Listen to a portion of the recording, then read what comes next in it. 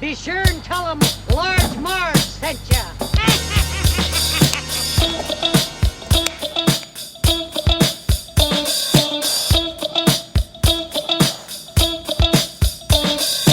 In the 90s, we were just teeny tykes. We went to movies and our bikes. We wanted to be DJs, but we were just teeny gals. So we went off to college and we remained best pals. 20 years later, we're still watching flicks and we're bringing you the favorite bit by bit. Sweetie and Sweetie are here to say it's the Large Marge Santa's podcast. Hey. Hey guys, welcome to the Large Marge Tennis Podcast, your favorite podcast where two sweetie sisters talk about movies that shaped their childhood. I'm Sweetie with an I-E. And I'm Sweetie with a Y. Happy Thanksgiving weekend back. Happy T-Day. Happy Turkey. So, obviously, weird fucked up year. Whatever you're doing for Thanksgiving, no judgment. Hopefully you're doing something safe and, not getting anyone into any danger, but I hope you're able to celebrate, even if it just means, stuffing your face with grocery store pie and stovetop stuffing, because that's really the best thing about Thanksgiving for me. What do you think, sweetie? Is grocery store pie? You can't eat grocery store pie. What are you talking about? Stovetop stuffing. Can't eat that now either. But I have eaten it, so it counts. Yeah, but now your palate's much more refined. If you went back and had it, you'd probably be like, ew. Really? Because I think it's the perfect blend of seasoning. Yeah. Stuffing is definitely my favorite Thanksgiving side dish. I tell Sweet Eye Jimmy all the time. My favorite perfect bite at Thanksgiving is a little bit turkey, a little bit of mashed potato, a little bit of stuffing, a little bit of cranberry sauce. Gross. Put that all in your mouth. Boom. Perfect bite. Maybe a touch of gravy on there. A touch of gravy. Just a bit. What about the green bean casserole? Yeah, I used to love that too. That was definitely a huge fan favorite. So normally, we'd be in Carol's basement as we had been for the past couple years, right? Gonna miss that. I mean, we will see Carol, but we will not be in her basement. So things are a little different, but we decided to give you guys at least one episode this week. So no matter what you're doing, you can have some Sweetie approved laughs. And so we decided to do Funny Farm. Funny Farm. What I like to call Clark Griswold Light. Funny Farm from 1988. A fun fact, Sweetie with a Y. Can you guess what movie? This movie came out on the same day as another movie in 1988. So, if you went to the movie theater, you'd be like, do I want to see Funny Farm or X? What do you think it is? I don't know. I'm not good with the years. You're the years person. I don't know. No blind guess? No, just throwing something out there for the good old hell of Thanksgiving? I don't get a hint. Championship hockey? Big? Yes! Woo! We're so good at that game. Any word from that movie and you'd probably get it. It's pretty awesome. You'd be like, gross. But yes, Jimmy Square Box. I should have done that one. Funny Farm. Okay, so from 1988. I love this movie. It is a super huge favorite of mine, and I think my older sister as well. Sweetie, I forget if we've had this discussion already. Have you seen or not seen this movie? So I've seen it, but mainly only because I watched it for my blog, however many years ago, 10 years ago or something, because I was like, I'm going to take a break from horror movies and do comedies. And you're always talking about this one, and you and Liz always had that inside joke with that line, cue the deer, and I was like, I want to know what that means. And so I guess I watched it then for the first time. So recent newbie-ish. Not sure about the Thanksgiving connection. There is no Thanksgiving connection. It's not. We're like out. There's no Thanksgiving movies. There's like a Thanksgiving movie. I mean, You this is said it spanned across holidays or something, so I was like, No. like waiting for the Thanksgiving scene, and then it was Christmas, and I was like, wait, what? it spans across seasons, so it's summer, fall, winter. So that's like kind of what made me think of that. I do love movies like that. No, it's not Thanksgiving at all. I've just been wanting to do this movie for so long, and the reason why I've been thinking about it lately is because we have a farmer's market where I live now. And at the farmer's market, there's a stand that just sells byproducts of lambs. So it's like lamb chop. It's like a farm. So they do like, well, goat's milk and like all this other stuff. But they have every single part of the lamb. So they have Rocky Mountain oysters. Now, Rocky Mountain oysters are what they're called in this movie. Lamb fries is like a huge scene from this movie. And when I was with Sweetie Jimmy, I was like telling him all about it. He had never seen Funny Farm either. And he's like, I got to watch that. It sounds really good. So we watched it tonight, and he really enjoyed it. A movie right up his alley. And then once we found out, so the director of this movie is a man named George Roy Hill. So he also did Butch Cassidy and the Sundance Kid, The Sting, and World According to Garp. But Sweetie Jimmy, one of his favorite movies is Slapshot, which is that like sort of crazy hockey movie with Paul Newman. If you've ever seen it, it's pretty funny. And that's like one of Jimmy's favorites. So right up his alley, and he really enjoyed it. Honey, what would you give this movie letter rating? B plus A minus. Okay. Whoa, what? Yeah. Hold the phone. Yeah. So what were your impressions? I think it's a weird Andre? movie. Like, it's not funny. Like in You the didn't way think it was funny? No, like in the way that like I was expecting it to be like slapstick, right. Griswold kind of funny. Like that's what I Yeah. thought you guys.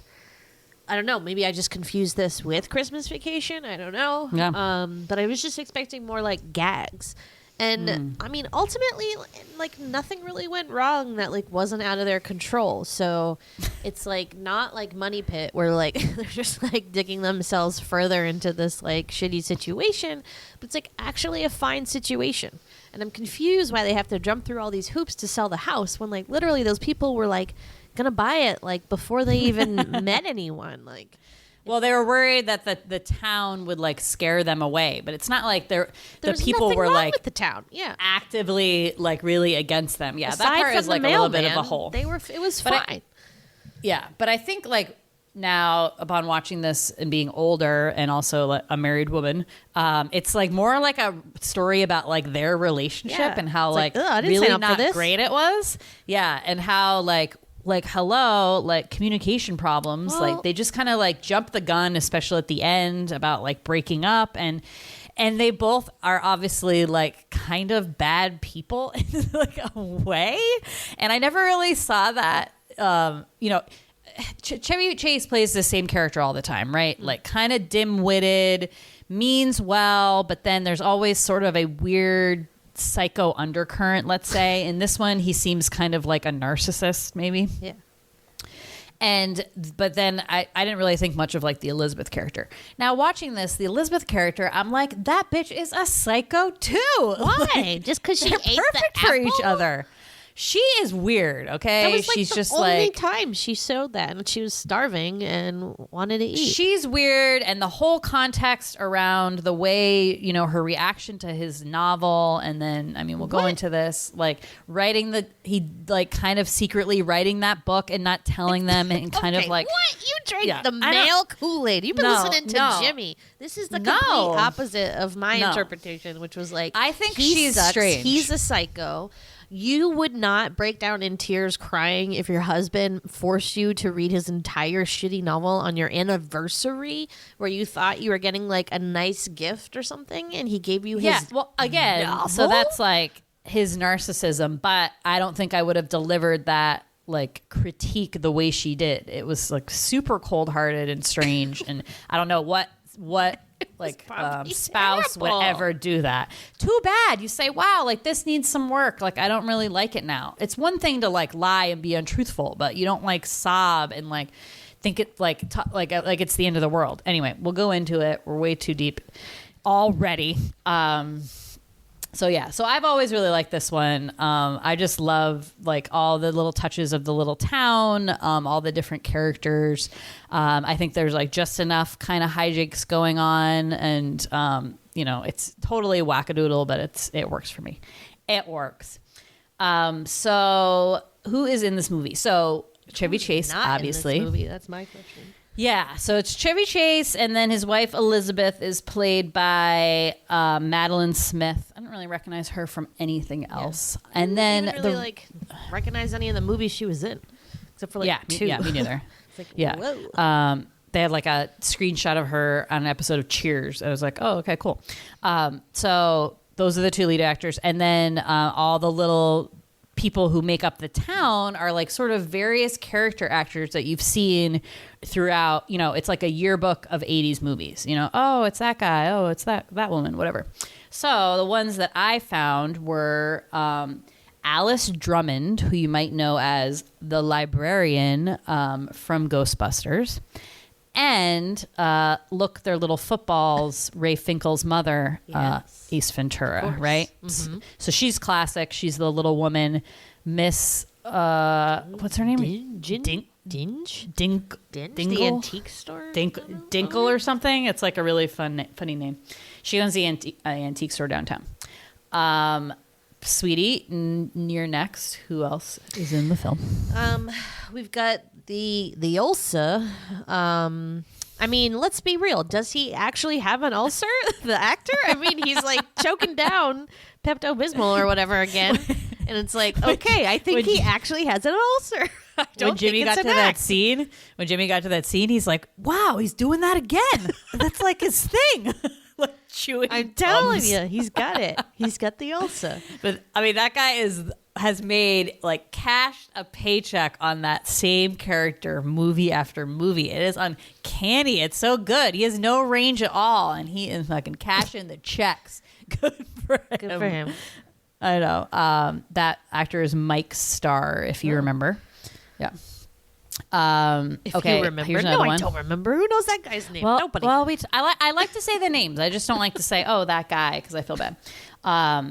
Bill Fagerbach, that you all know as Patrick Starfish. Which one? He was the Criterion Brothers, one of the guys like moving the coffin in and out of the garden. Wow. Wasn't he just in Patrick something else Starfish. recently? Because you said Probably. that same thing recently, and I was like, I know. what? I know. Cool. Okay. I mean, I don't know anyone's name, but also Swimming with the Fishies guy, Ace Ventura, was the lamb balls guy. I called him New England clam chowder guy, but Okay. I guess that's Yeah, either one. yeah. Is that the red or the white? White. A lot of Jim Carrey co-stars in this I know. movie. I know. That's funny. Yeah. Rickety. So, and then, so a couple other ones that I like noticed, but I was like, oh, I don't remember. Like that Bud guy is in something. The guy at the end, Bud and Betsy. He's he looks a little different now. Yeah. I just feel like they're all in like, The guy in the like things. the like broken back brace was like the dinosaur guy in Mrs. Doubtfire. Yes. Okay. And then like the old guy who tries to give directions to the moving company, he was just in something we covered recently too. Elvira. We had to look 'cause that we were like, one that up. guy. And then I said he's in Funny Farm. The other moving guy is the guy from Showgirls and Speed, the beginning. Oh my God, good one. I did not notice that. That is awesome. Oh yeah, I'm telling you, who was not in this movie? I don't know. He is like one of my favorite lines of the whole movie. I'm going to use it as my quote. All right, don't give it away. I won't. Cliffhanger. But I think that's most of them. Yeah, I'm sure there's others, but those are the ones I found myself. Yeah. Yeah, so moderate success apparently at the box office, did pretty well, was like sort of after Vacation, after Caddyshack, and then I think this was kind of a big Chevy Chase movie, and then Christmas Vacation was 89, I think. So yeah, so perfect vehicle for Chevy Chase. This is based on a book by this guy who he had 3 consecutive books. Wow. Also cashing the paycheck. made into movies, like one after the other. And he sounds like a pretty funny writer. He's quite a number of books, and the book is called Funny Farm. It's the exact same plot, Elizabeth and Andy Farmer, and so yeah, I kind of want to check it out.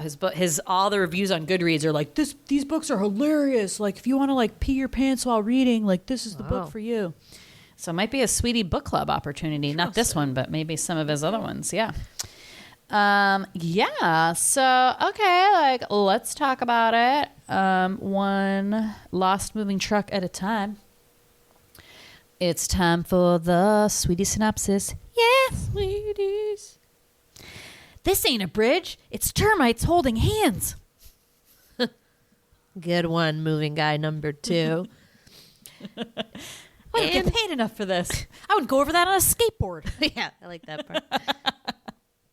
Andy Farmer is a sports writer in New York City who's apparently successful enough to get a book deal for, a novel, as you do when you're a sports writer. So he quits his job, and he and his wife are moving to some place called Redbud, which is in the country, quote unquote. They always talk about the country in these movies, like the country, like it's some wild and crazy jungle area.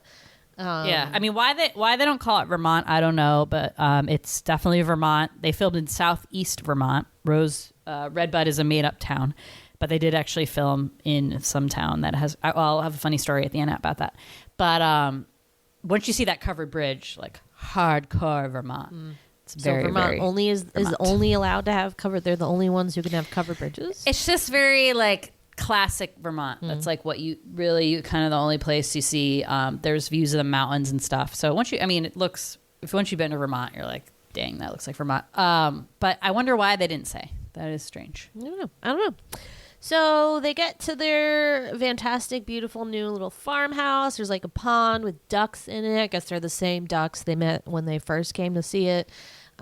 He drives around in this little like sports car, which is like the same car that cousin Matthew died in Downton Abbey. And Oh my God, it's an MG? It's like a little roadster. It's like, I don't know. It's like a weird little Love the old roadster. car. I like wanted one so bad. Yeah. So they're having a great time. They're like, everything's so beautiful. Aside from a couple bugs, it seems like a match made in heaven. However, the moving truck's not here. And for some reason, the moving truck is the cause of whether or not they eat. What was that? Like, why do they have to wait for the moving truck to get there no before idea. they eat? They have a fucking I have no car. idea. Jimmy and I were working this out, like so many different like things. Like, okay, why didn't some person go into fucking town and get groceries? The other person waits for the movers. Hello? Or if you both have to go, leave a note for the movers Right. and be like, doors open. Yeah. Like there was a lot of things at the beginning that just like didn't make sense as to why they did what they did. Right. Here's another one. So the movers. Okay, so this is 1988, right? So yes, no cell phones, no GPS. What did you have to rely on? Good old-fashioned maps, right? Because you still would have had a map. Also, you're a moving company. So if you're like, hey, we're moving this person from point A to point B, you should figure out directions on how to get to point B.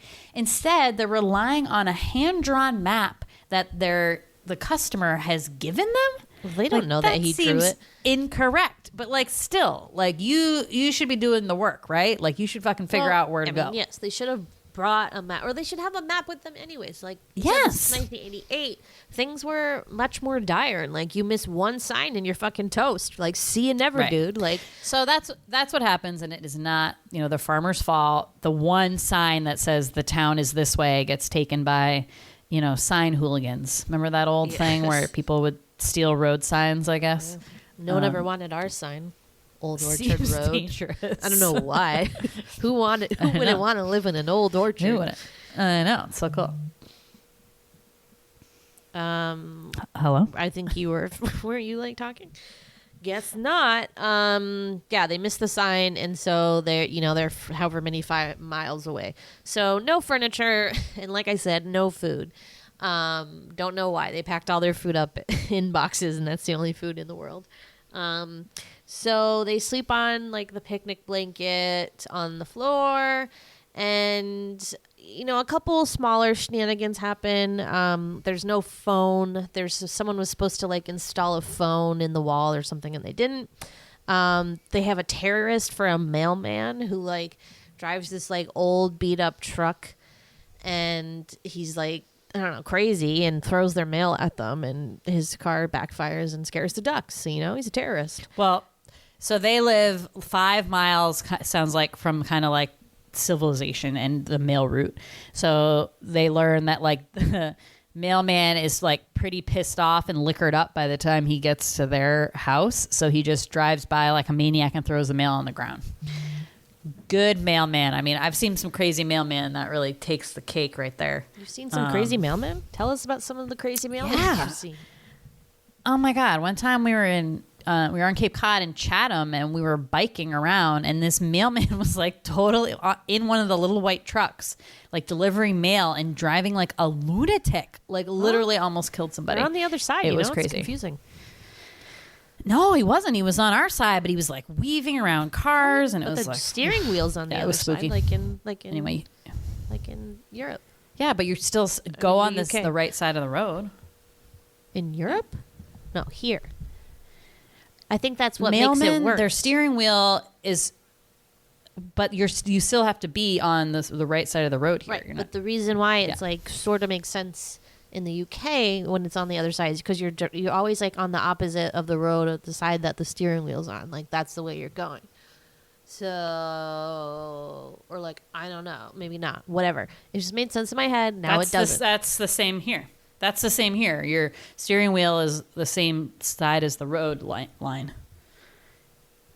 The left. In the UK, it's the same because they drive on the other side, so the wheel's on the other side. Right. Do you get it? Like us? Yeah. Whatever. Seems like math and complicated. Anyways, so if finally.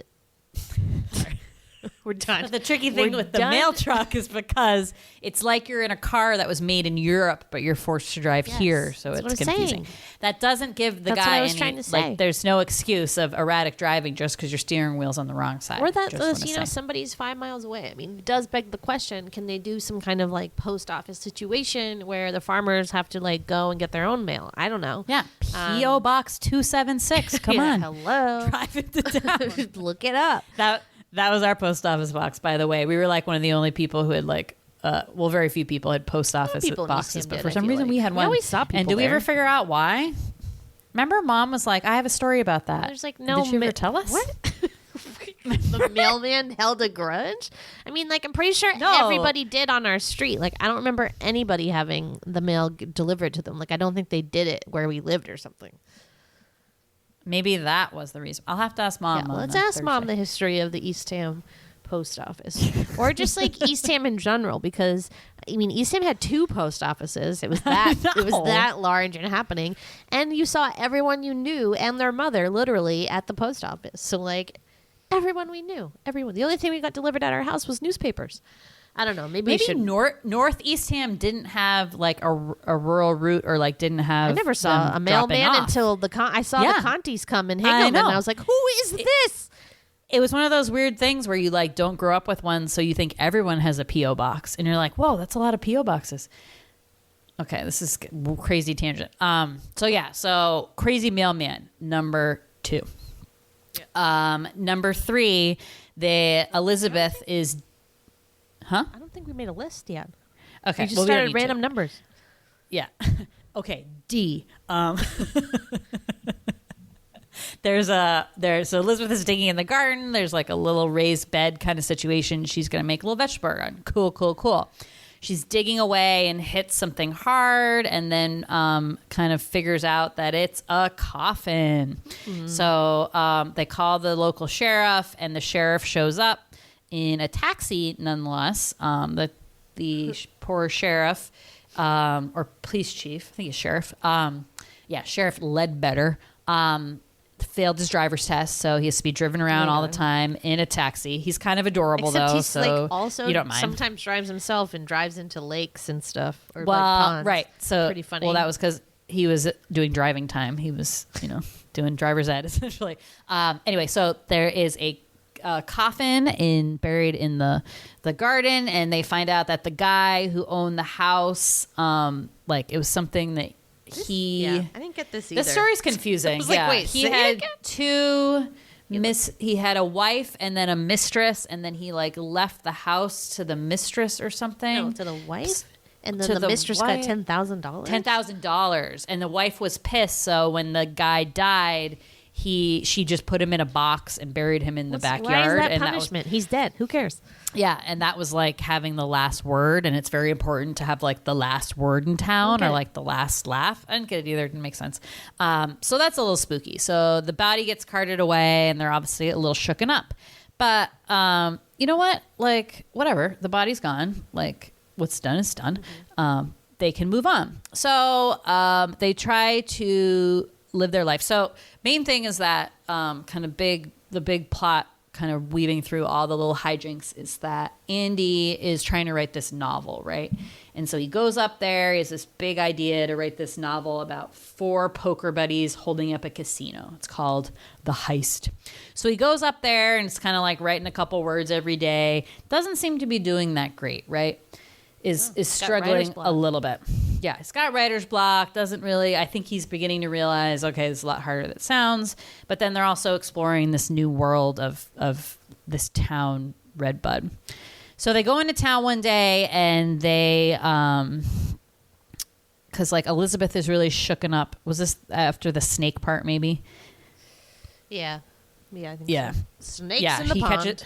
Yeah, there's a big giant, like what looks like a boa constrictor in the pond. I thought it was an eel or something at first. Yeah. I was like, what the? Huge. So that's another little hijink. So she gets shooken up. So they go into town. She goes to this little antique store run by the librarian from Ghostbusters, or Ray Finkel's mom, and makes friends with her. It's like Mrs. Dinkus or something like that. And then Andy goes to, it's like the town fall festival. So there's a softball game going on, and then they want to make friends. Make friends, yeah. And a fishing derby. So, Andy always means well, but like, he's just kind of dumb and just never has good interactions, it seems like, with people. You want to say he's like kind of naive and oblivious to how he acts. But as we said before, he's also sort of a narcissist and kind of full of himself. Super full of himself. So it doesn't go over well. So the big thing is that he ends up in this fishing derby with these guys, and this guy gets hooked. Like, number one nightmare in terms of fishing trips is like, could this happen to you? But it wasn't even Andy's fault. It wasn't Andy's fault. So the guy like puts back his rod, and there's a fishing lure, and it gets caught in this guy's like jugular. Terrifying. That's so scary. And so he's like freaking out. So they're trying to pull it out, and the guy's like freaking out. And for some reason, Andy's like, we got to knock him out. So then he just starts like punching him and like beating the shit out of him. The guy, it's not working. He's not getting like knocked out. So then he's getting even more pissed. And then the other guys like end up getting knocked off the boat. So everyone's pissed at Andy, and he has to like jump off the boat and swim to shore. Just didn't make any friends at all. Mm-hmm. And this is a small town. I don't think they're like that welcoming to outsiders maybe anyway. And he certainly picked the wrong couple guys to be friends with. They invited him on their fishing. Why? I don't understand. Like I don't even know like what that was. It was like a fishing contest. Like who catches the most, the biggest? Like what's the? It was like a derby. What are the requirements here? It was like a derby. Just how many like you needed? They needed 4 guys, and So he like goes to shore just in time, and Elizabeth rolls up, and they also meet the sheriff, who gives them a bill for the body. Can't be right. I know, this is insane. So the guy, he's like hands him a bill, and she opens it. And she's like $4,000. So the guy that was buried in their backyard, apparently, like if you buy a house, even anything in the ground, you also like own. Okay, no one owns a body. Not if there first needs of to all, be like a criminal investigation or whatever. Like, right? What?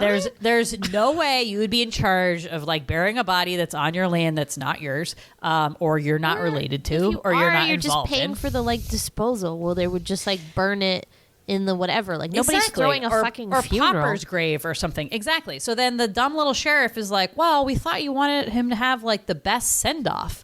Like, you wouldn't check in with them and be like, hey, is this okay if we do this like gigantic funeral and like silk casket and like all this stuff? It was so wild. And you're like, okay, so obviously they're pissed and they're not going to pay $4,000 from some guy they don't like to bury some guy they don't even know. Yeah. Sucks. It's bullshit. So they're pissed. And Andy's like, okay, that's it. That, trying to make friends, didn't work out. But if I can't make friends, I'm going to buy one. So what do they do? So he goes to a dog place and gets a dog. I'm just going to get, man's best friend is a dog. So brings the dog home. Dog takes off running, barking into the woods and is never to return again. So there goes the dog. Oops. I think he's probably living a good life. He's probably chasing a lot of squirrels, some rabbits. I don't know. He's probably fine. So it's kind of sad. They don't make any friends. The dog runs away. I mean, like, listen, can't make friends. It's called welcome to being 30. Like, that's what happens. Like, it's hard to make friends. Harder to make friends than to find a husband or a wife, Right. But whatever. So eventually things start to get a little bit better. Like luck starts going their way. Oh no, wait, has that happened yet? I don't know. So it's their anniversary. Kinda. So Andy pulls out all the stops and surprises her, and they go to this dinner and he eats all the lamb testicles. He breaks the record. He rents this cute bungalow thing where they're gonna spend a romantic night, and then he has this gift wrapped parcel with him, and she's like, "Ooh, what is this? Sexy underwear?" And then opens it up. It's the size of a lingerie box and has a pink ribbon on it. Yeah, opens it up. It's his manuscript. Yes, I mean, this man is a narcissist. You don't hijack your anniversary to give your wife your manuscript, the first draft. Are you nuts? That was just sociopathic levels to me. Oh, no way. And then forcing her to read the whole thing. And this is supposed to be a novel, right? So it's how many times have you sat down and read a novel in one sitting? Well, it was only 2 or 3 chapters, so it wasn't the whole novel, remember? But I feel like Andy, again, this is the narcissist in him, thinking that move to the country was all about him and him writing this book. And yes, they did that. That was the impetus for moving, but it was supposed to be them starting a new life. And what was she supposed to do? And babies. Right. She was a school teacher. So she quit. Well, I guess it was the summer. So maybe she was gonna get a job. It was the fall at this point. I mean, it's been the fall getting into winter almost. Well, I guess they were going to have a family, so she figured, I'm going to be pregnant or whatever.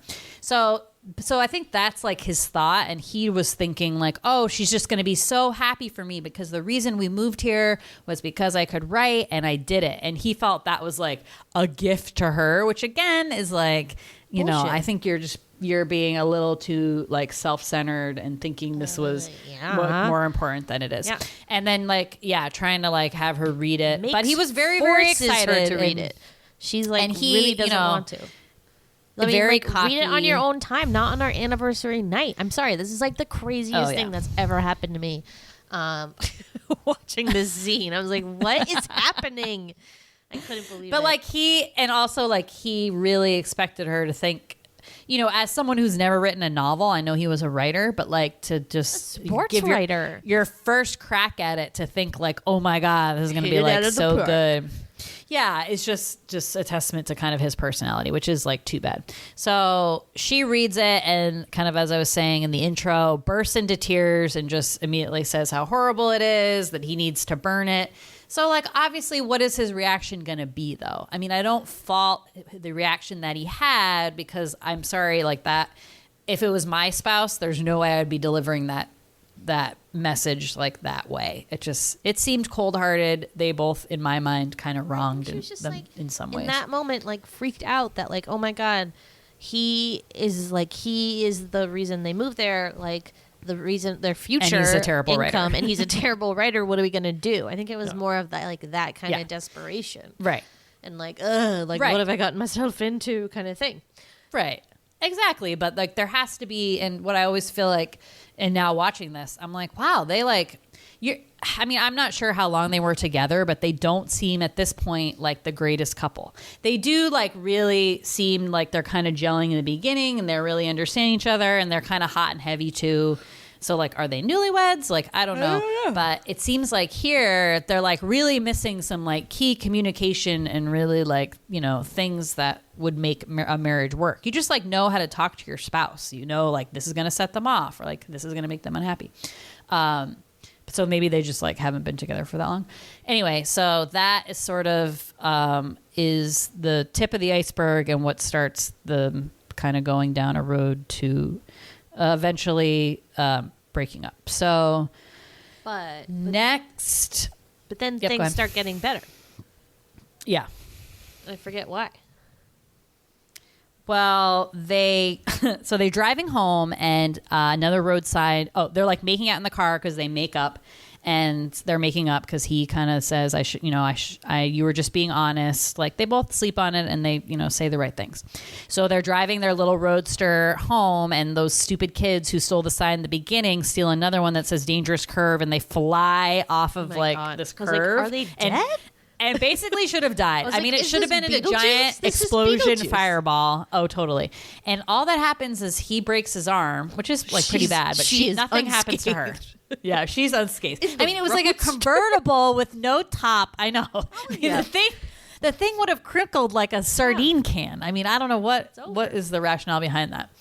So he is like busy recuperating, and so he's not able to write, and obviously he doesn't really want to because of his feedback probably. So you learn that Elizabeth had been writing on the side. She had found this stuffed squirrel in Mrs. Dingus's antique shop that inspired her to start writing a children's book about a squirrel based on her husband, and like a squirrel that goes from the city to the country, and all these like hijinks happen.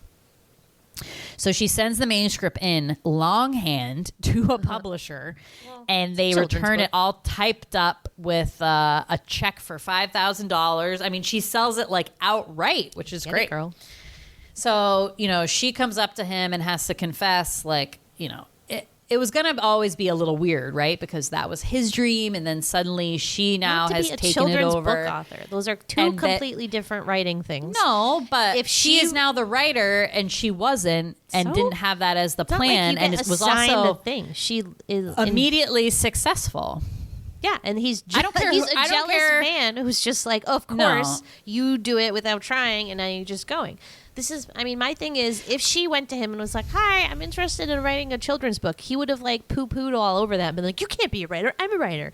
And then it would have been like stupid. It's like when I really wanted to shave my legs, and then instead of asking Carol, I was like, I'm just going to shave one leg and show her I can do this. And then she was like, great, go for it. And then I cut the shit out of my second leg. But like, she did good. And I don't think she should apologize for being successful. It's bullshit. No, but I don't think it was right to do it behind his back. And she did it because she knew it was going to make him feel, sad and uncomfortable. She's and still that's always okay. supporting him, and that's the difference But- between them. But he did support her. No, he was like, yeah, use my type.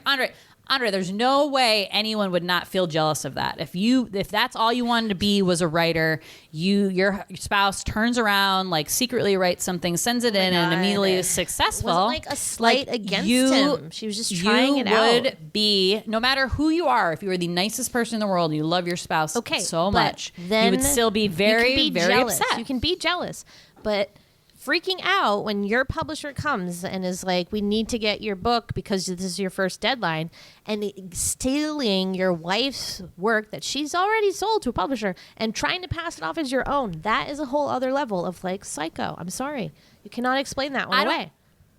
I don't think that was. I think it was him just trying to save his own ass because he was going to have to give back his money. He was going to have to give back the $10,000 if he didn't have anything to show. But that All he scenario had doesn't was work a out burned good. That doesn't, manuscript. But that scenario sucks both ways. It's like, oh, my wife is upset because I passed her work off as mine, and now I'm getting paid for it, which men have been doing all for history, by the way. And B is like, if he tells the publisher, oh, sorry, that was actually my wife's manuscript, he can't get out of that one either. It's like a lose-lose situation. There's no benefit from doing that. Oh, definitely. I mean, he was not thinking. He was thinking just in the moment, how do I get rid of this guy and like extend my time to maybe like get back into writing, I think. He just did it. You're like, oh, oops, I gave you the wrong thing. That was my wife's. Like, that's not an Well, excuse. who knows what he was going to be able to do, He was, but I don't think he was being sketchy. And she he flips wasn't out. doing it to eventually, like, I think, pawn that off as his own story. I really don't think that. But anyway, so she gets success and as this writer, and then he kind of starts stewing about it, as I think is warranted. I mean, he should have talked to her about it and been a little bit more truthful and saying, wow, like, I'm really happy for you, but this is kind of upsetting to me. Like, this was my dream.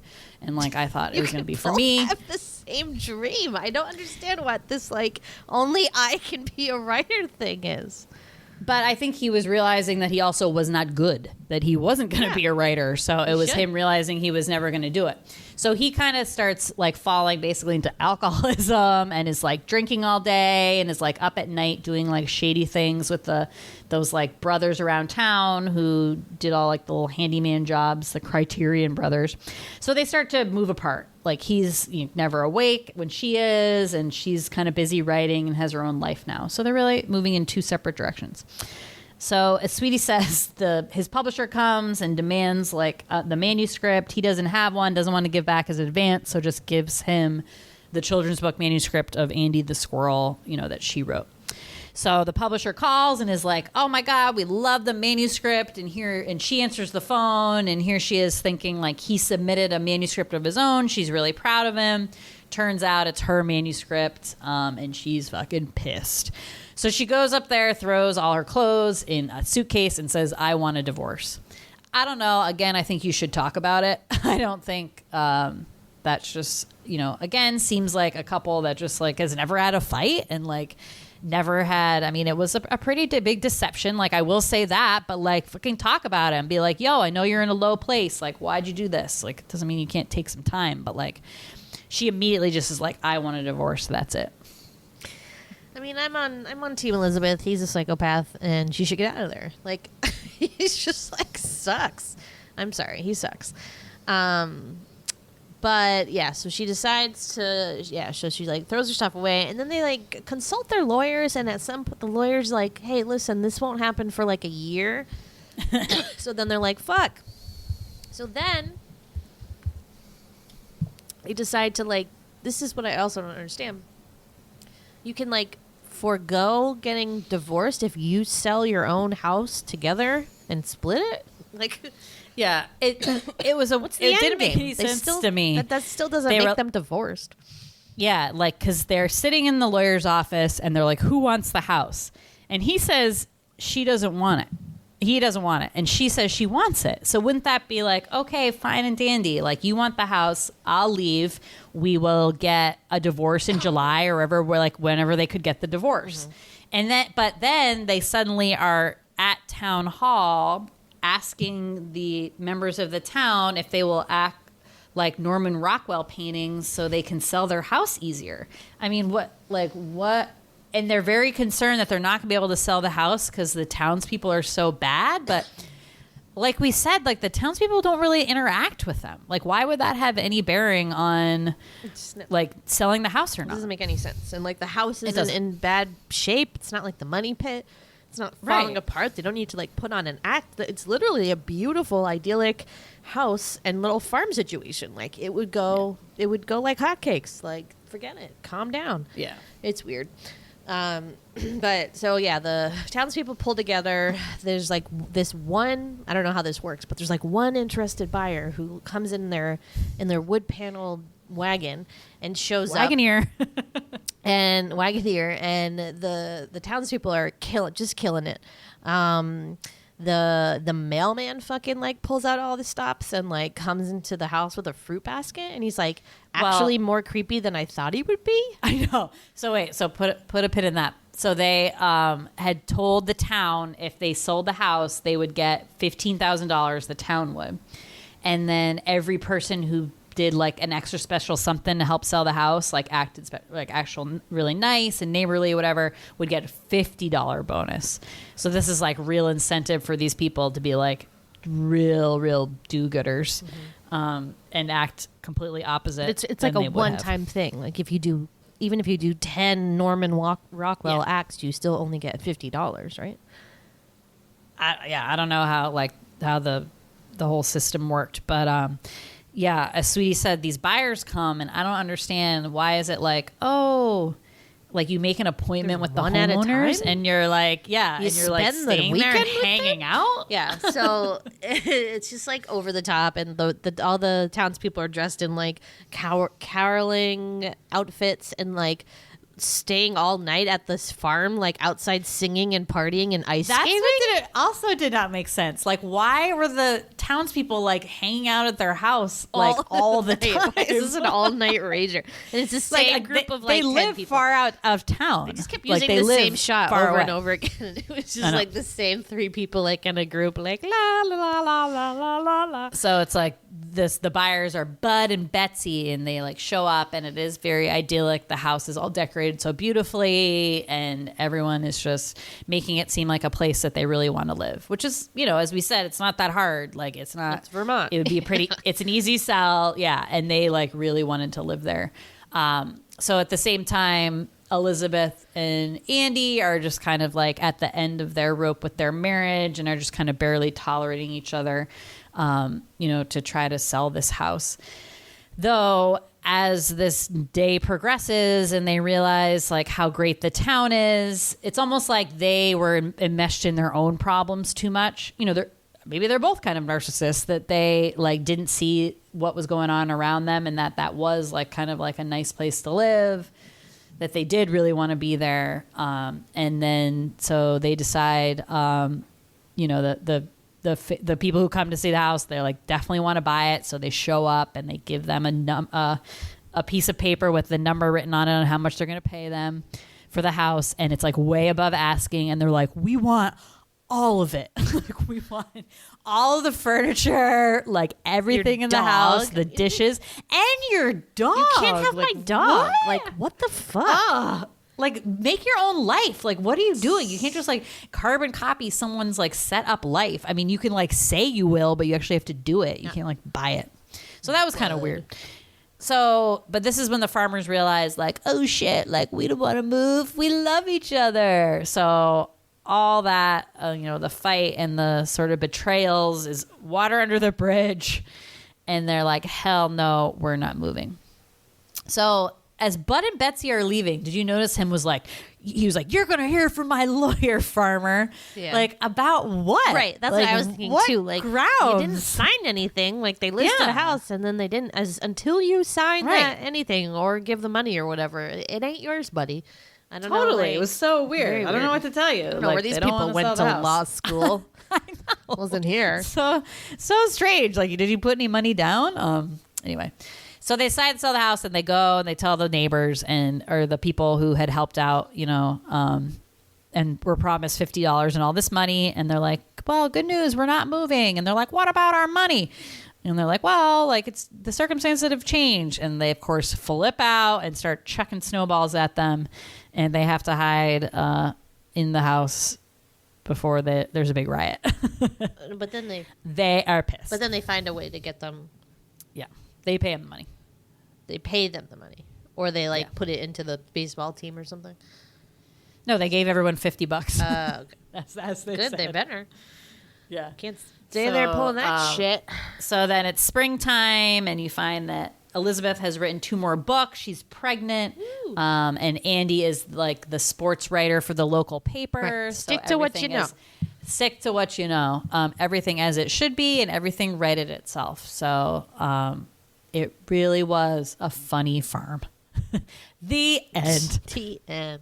Yeah, it's just like not as like madcappy as I thought it was going to be. Or whatever, what I remembered. Like I just remember it being more silly or something. Yeah. But it was actually like quite serious, and like the comedy was Yeah. funny, but not like outrageous, like over the top, silly. So I was just surprised. Yeah, I mean, it's feel good. There's some depth to it, Maybe that's what I love about it. But you know me, I love fish out of water stories, which this is exactly what it is. And fish out of water even gets dropped in this movie, as Elizabeth describes her Andy the squirrel story as a fish out of water story. Yeah, I know. I laughed at that. I was like, ha, Sweetie's favorite. And also, My this and favorite, as. yeah. But this movie is Yeah. a lot like Baby Boom, which it's like Yes. person from New York leaves it all, goes to the country, goes to Vermont, is like, this sucks. And then it gets better, and you're like, great. And that's the Yeah. end. Like, right. I feel like there was this trend of, yuppie sort of city culture wanting to get out of that rat race and escape city life, and then realizing it's not as idyllic, as they dream it to be or something. Why do they have but to go but to then like, eventually they come around. why do they have to go to 0 to 100? Like, you don't I have to don't know. go to the dead middle of the country in front of like ease into it. Suburbs. Like, what's happening here? Calm down. Then it wouldn't be an entertaining movie, I guess. I mean, guess. you need the hijinks. Okay, so yeah, what was your favorite scene?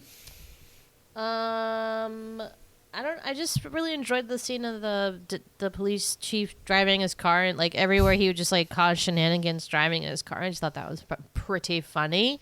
What else? I don't know. The mailman just always sticks in my head. It's like Talk the about only how part I sketchy can he remember. is. He's just really scary, and like you don't see him. You see like his outline kind of, and you can tell he's wearing like a Mr. McFeely style mail hat, which is like a little bit creepy. And he's in this like old beat up truck, and he's just like burning rubber down the road and honking and throwing mail, and he's like like scary laughter, and it's really scary. And it's just like reminds me of a nightmare I used to have or something. Oh, like totally. I don't know. I was always terrified of him when I watched this when I was little, and it's really scary when he. So he's one of the people who wants the extra, like everyone wants the extra $50. So that when the Culbertsons or whatever, the people who want to buy the house are there, he is shows up, and he's like kind of. This car's making the noise, so Andy kind of hears it and starts freaking out and thinks he's going to like ruin it for them. And then he stops at the door and delivers the mail personally. So he used to just chuck it on the road, like not even make it into the mailbox. Now he's delivering it to the door. So you finally see him in person. So he's like all wrapped up in like a scarf and galoshes, and he actually has like kind of a nice voice, and he's like, you think he's just a drunk, but he actually has like a pretty big like vocabulary, like very like nice talker. But he has the most evil little laugh, which he does let out when he's like talking to them, and it was always just like so scary to me. It was like, oh, like that guy's crazy. Scary. He had the same. Remember that guy who lived down our street who would plow the road, Ed Bert. or Ernest, Bert, yeah, Bert. He had like the same truck as that, and he like was really. So maybe that's where my fear came from. I don't know, but yeah, it's definitely he lived in the log cabin. Yeah, right. It's definitely the part I remember the most, though, for that reason. Yeah, that's it. That's what I'm going to say. It's not my favorite part, but it's the part that sticks with me. Stands out. So, as I said before, the lamb fry part is the part that I've always really remembered. So they go to the diner. They're celebrating their anniversary, and it's a cute little diner. Typical little New England diner. Kind of funny people there, and the woman is a little diner outfit, pink outfit, and she's really chatty, and you see Andy eating this what looks like little sausages, let's say. They come out of a pan, there's gravy and stuff, and he's loving them. He's on his second plate of them, and she's like, you finish off that plate, you break the town record. And it says lamb fries 28. So he's like, oh man, these are delicious. I'm definitely going. So he pops one in his mouth. She's like, 28, 29, and erases the number. He's like, screw that. He's like, I'm going over. So he eats two more, and it's 31. So as he's chewing, they start to tell him wow, no one has a taste for testicles anymore. And he's like, testicles? And then she's telling them the secret of how to get them really good is to snip them really close to the skin or something, and he just runs and barfs those out. So then she erases the number and shoots it back down. I think he still broke the record because he just upchucked one, so it was still 30 or something. But I always just found that scene so funny, and how I did imagine what those tasted like. Apparently they tasted good because he's popping them in his mouth like candy. So and they were all covered in gravy. Right. I mean, the thing is, I'm sure they were fine, but Rocky Mountain oysters is something that they're called. Rocky Mountain oysters was bull testicles or something. What are those? I mean, I think they're lamb. I mean, I remember that from Fear Factor. Do you remember that? There was some bull testicle eating thing. Yeah, I know. I think they're smaller because oysters are, it's like the kind of the size of an oyster, like a little ball? lamb or sheep testicle. Rocky Mountain oysters, also known as prairie oysters in Canada, is a dish made of bull testicles. Yeah. Oh, okay. Those are different. So it's me a little bit bigger. Wow. So yeah, so that was always a good scene. And then the one that our older sister and I, Liz, have like the joke about is the cue the deer. So they like want to make this idyllic winter paradise when the couple comes to view the house. So they like set it all up and they have like a caged deer being let out to like run across the lawn as they're outside to make it like even more like, oh my god, this place is like so special. There's like wild deer prancing like all over the lawn. So these guys have the cage and you have Andy with a walkie-talkie and he goes, cue the deer, and like they let it go and it like jumps across the lawn. Oh man, I don't know why, but like Liz and I just like love that, and we just say it to each other all the time. We'd be like, cue the deer. Yeah, you guys love that, and I never understood it. And like, even when I was you would try to explain to me the scene or something, and it never made sense in my head. I was like, what do you mean they're putting on like they're pretending, and like it just didn't make sense. But yes, it makes sense. Good one. Yeah, so those are my two favorite scenes, but there's like a bunch, and there's it's kind of like, it's a slightly exhausting movie in the sense that like when stuff is always going wrong, you're like, oh my god, like can't these people catch a break? But I think that it balances out with like some of the other plot stuff, more deeper plot stuff. But I mean, I agree. I'm not saying that that Andy is not kind of like a conniving lowlife. He's a loser. He's a loser. He's got issues. But also, like, I don't know. Like, I still feel like none of these things going wrong was like a bad like. In Baby Boom, it's clear that the house is like unyielding like unloading like an attack of personal attacks against her. Like, okay, the heat's out, the water's out, this is done. It was all like stupid shit. Like, same with Money Pit, like all these things like that. Those are things going wrong. In this town, the list of things that went wrong are too many bugs. The phone not installed in the right place, and for inexplicably was a payphone. I still don't really get that. The mailman was kind of scary. They didn't have food because they packed all their food in the world on the moving truck. Andy getting writer's block. Snakes in the pond, which is just like a natural habitat for the snakes. Like, let's not take it out on the snakes. The dog ran away. And they can't make friends. Like, those are the things that went wrong until, like, the whole novel fiasco. So it's just, like, a different fish out of... It's, like, a real list. Not a real... I don't know. It's just, like, a real life. Like, that's what happens when you move to the country versus, like, wow, you move to, like, a house that's kind of falling apart. Nuts. You know? Like, it's different styles of things going wrong, I guess. Right. It was just, like, stuff they didn't know. They were just so used to their old world. And also maybe, like... how they interacted as a couple in their old world too. Like they really had to interact so much differently in this like new thing, this new way of life. So it's just like, I don't know, like they kind of like relearned a new way to be, both like personally and like with the town and stuff like that. Don't be afraid of change, change is good. But I mean, I would do that shit in a second. Like it, and I think more and more people are considering doing that now, especially with, COVID and people going to remote only jobs more than ever now. I think that's a huge thing that people are like, screw this city life living in a shoebox and paying, $3,000 in rent. I'm going to go get me a house like upstate Vermont and work from there. So I feel like you're going to see a lot more funny farm scenarios here as the years go on, as people kind of do that. It does seem like really fun. I think Jimmy and I would like really enjoy that a lot. Like, you guys are probably going to do that like next year. I know. And we it was funny when the movie started and there's this scene where he's like so excited. He like pulls up to the house and he's like running all around. He's like, look, ducks, our very own ducks. And it's like, and I'm like, I turned to Jimmy and I was like, oh my God, he reminds me so much of you. Like you would do like that exact same thing. Like you'd be so excited and just like so pumped about the space you have and like, your lawn and like the wildlife and like, it's just, he's definitely a little Chevy Chase in him. Not the malicious psycho way, though. Right. But yeah. So that's Funny Farm, guys. I hope you think it's funny. Funny Farm.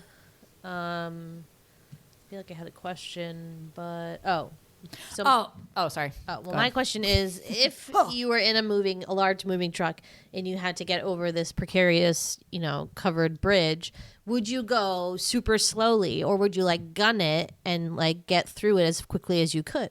Like, I'm just like so unhappy with their decision to go like snail's pace. Like, if you're it's a heavy truck, so it's like obviously, but if you put like less, and like, I don't know, it seems like a scientific thing. I don't know. With hindsight, yeah, they should have gunned it. I mean, that was the same bridge that the farmers went over in their little roadster, wasn't it? Yeah.